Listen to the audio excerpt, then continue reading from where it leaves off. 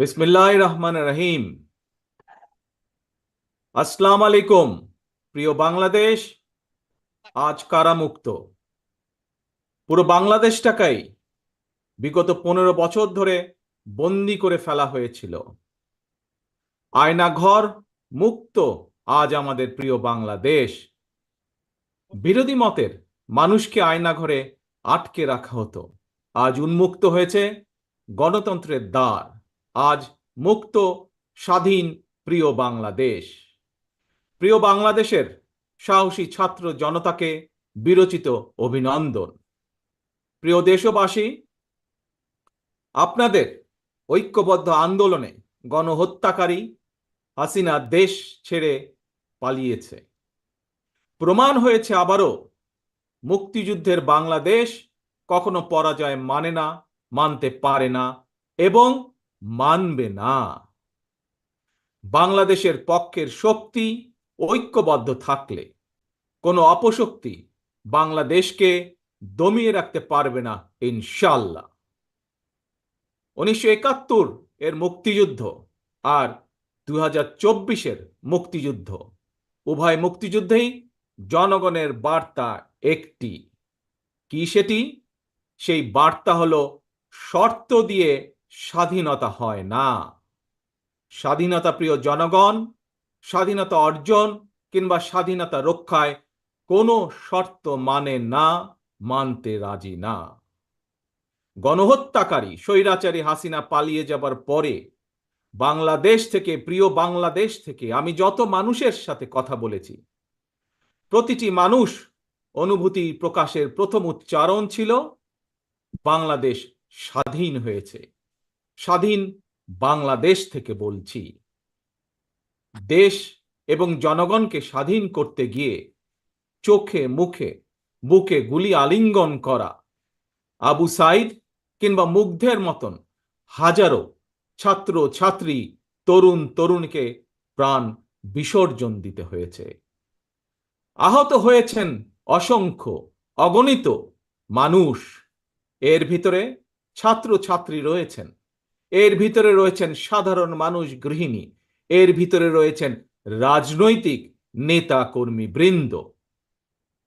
গণতন্ত্রের বিজয়ের ইতিহাসের এই মানুষগুলোর স্মরণীয় হয়ে থাকবেন। ছাত্র জনতার এই বিপ্লবে দেশের সকল শ্রেণী পেশার মানুষ সেদিন রাজপথে নেমে এসেছিলেন।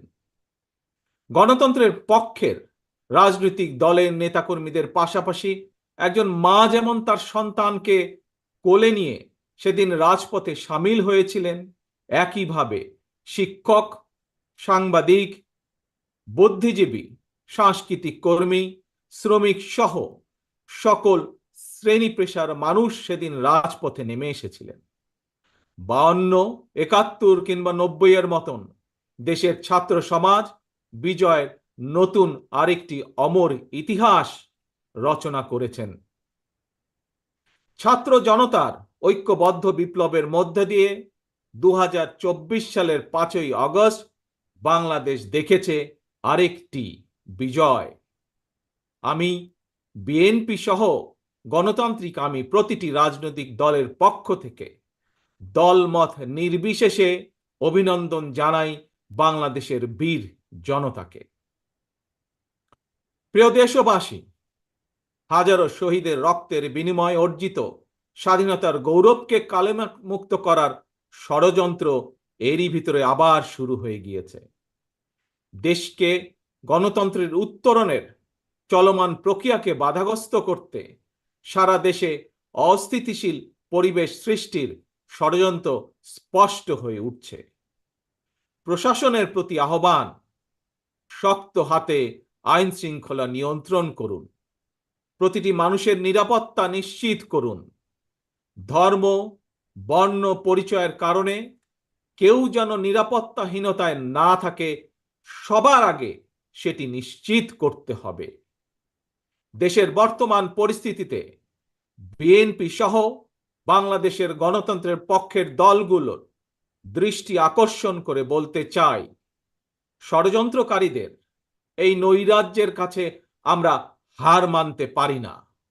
আমি বিশেষ করে এই মুহূর্তে দেশের সবচেয়ে বড় এবং জনপ্রিয় রাজনৈতিক দল হিসাবে সারা দেশে বিএনপির সর্বস্তরের নেতাকর্মীর প্রতি আহ্বান রেখে বলতে চাই, আপনারা যিনি যেখানে বসবাস করেন সেখানে আপনার বন্ধু কিংবা পাড়া প্রতিবেশী, তিনি মুসলমান, বৌদ্ধ, হিন্দু, খ্রিস্টান, ধর্মীয় পরিচয় যাই হোক না কেন, বিশ্বাস যাই হোক না কেন, তার নিরাপত্তায় আপনি ঢাল হিসাবে দাঁড়িয়ে দৃষ্টান্ত স্থাপন করুন। আমাদেরকে মনে রাখতে হবে, বাংলাদেশে ভূখণ্ডে বসবাসকারী প্রত্যেকটি মানুষের একটি পরিচয়, সেটি হচ্ছে আমরা বাংলাদেশী। প্রিয় ভাই বোনেরা, আরেকটি বিষয়ের প্রতি আপনাদের দৃষ্টি আকর্ষণ করে কথা বলতে চাই। একটি সভ্য এবং গণতান্ত্রিক রাষ্ট্রে পুলিশ অপরিহার্য। পুলিশ জনগণের শত্রু নয়। গণহত্যাকারী হাসিনা বিনা ভোটে ক্ষমতায় থাকার জন্য আইন শৃঙ্খলা বাহিনীকে জনগণের শত্রু হিসাবে দাঁড় করিয়েছে।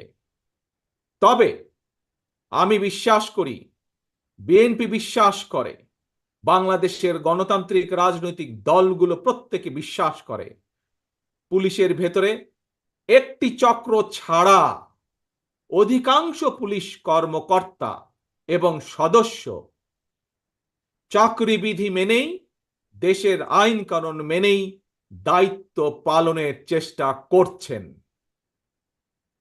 হাসিনার পালনের পরে বর্তমানে খুব সুকৌশলে একটি চক্র পুলিশের মনোবল ভেঙে দেওয়ার ষড়যন্ত্রে লিপ্ত হয়েছে।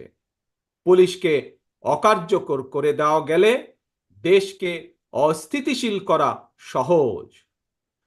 ধর্মীয় সংখ্যালঘু জনগোষ্ঠীর মনে নিরাপত্তাহীনতা সৃষ্টি করা সহজ।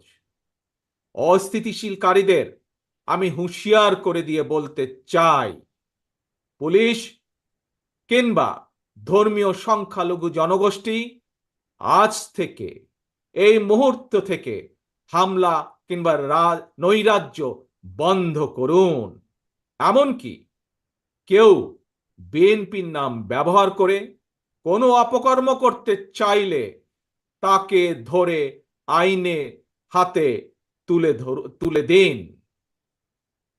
কোনো পুলিশের বিরুদ্ধে কোনো সুনির্দিষ্ট অভিযোগ থাকলে সংশ্লিষ্ট কর্তৃপক্ষের কাছে যথা নিয়মে অভিযোগ দায়ের করুন।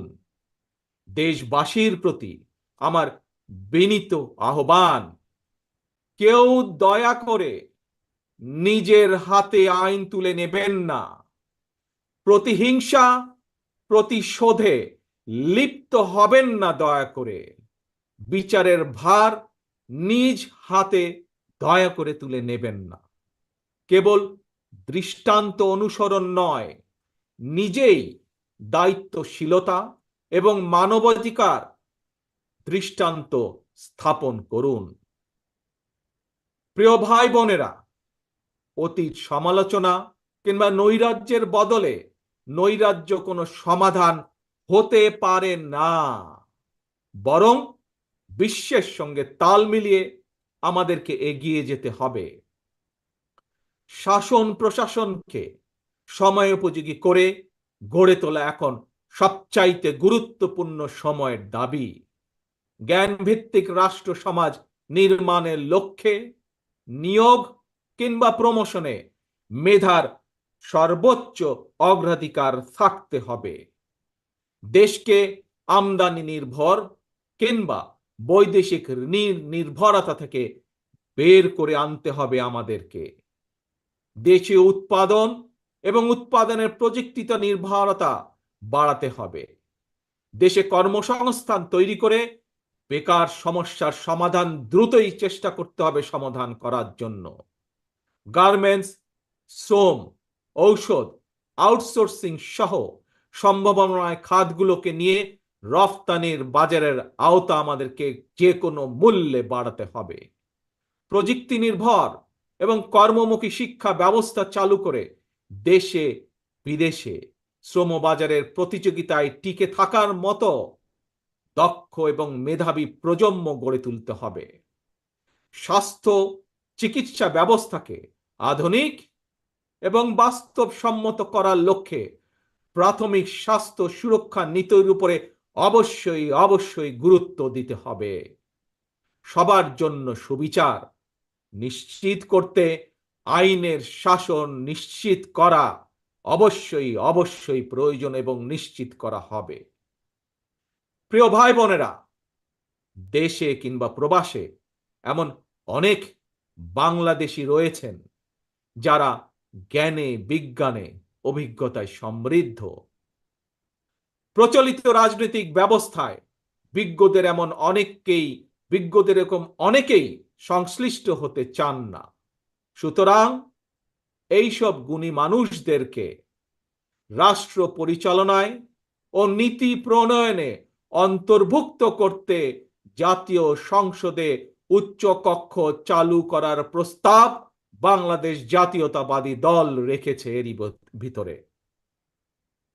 রাজনৈতিক এবং রাষ্ট্র পরিচালনায় গুণগত পরিবর্তন আনতে না পারলে আমাদের আজকের এই বিপ্লব কাঙ্ক্ষিত ফল মিলবে না। প্রিয় ভাই বোনেরা, 12.5 কোটি ভোটারের অধিকার কেড়ে নিয়েছিল স্বৈরাচার। গত 15-16 বছর ধরে জনগণের উপরে স্বৈরা শাসন চাপিয়ে দিয়েছিল। স্বৈরাচার গণহত্যাকারী হাসিনার পতনের মধ্যে দিয়ে হাজারো শহীদের রক্ত রঞ্জিত বিপ্লবের প্রথম ধাপ সফল হয়েছে মাত্র।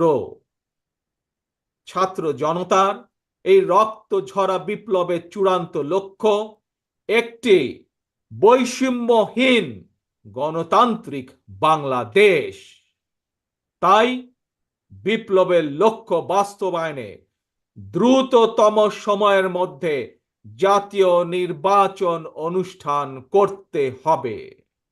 দ্রুততম সময়ের মধ্যে জনগণের ভোটে নির্বাচিত প্রতিনিধিদের কাছে ক্ষমতা হস্তান্তর করতে হবে।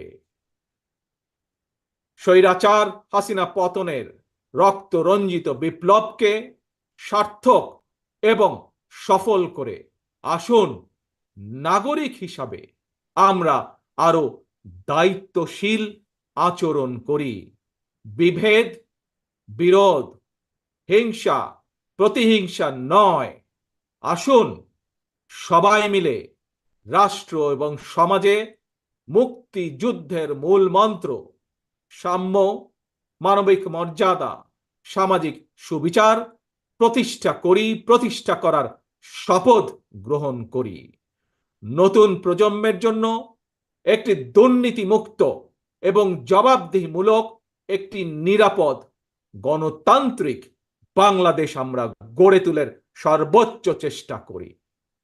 সর্বশেষে আমি আমার দলের নেতা কর্মী সমর্থক শুভাকাঙ্ক্ষীদের উদ্দেশ্যে বলতে চাই, আমরা সকলে ঐক্যবদ্ধ থাকলে তারুণ্যের জন্য যে তারুণ্যর নেতৃত্বে আজ বাংলাদেশের এই বিপ্লব সফল হয়েছে, আমরা সকলে ঐক্যবদ্ধ থাকলে আগামী দিনের বাংলাদেশের জন্য তারুণ্যের জন্য একটি নিরাপদ ভবিষ্যৎ আমরা গড়তে পারবো ইনশাল্লাহ।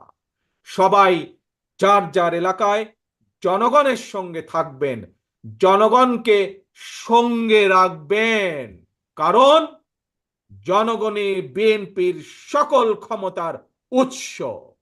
আল্লাহ হাফেজ। বাংলাদেশ জিন্দাবাদ। বাংলাদেশ জাতীয়তাবাদী দল জিন্দাবাদ।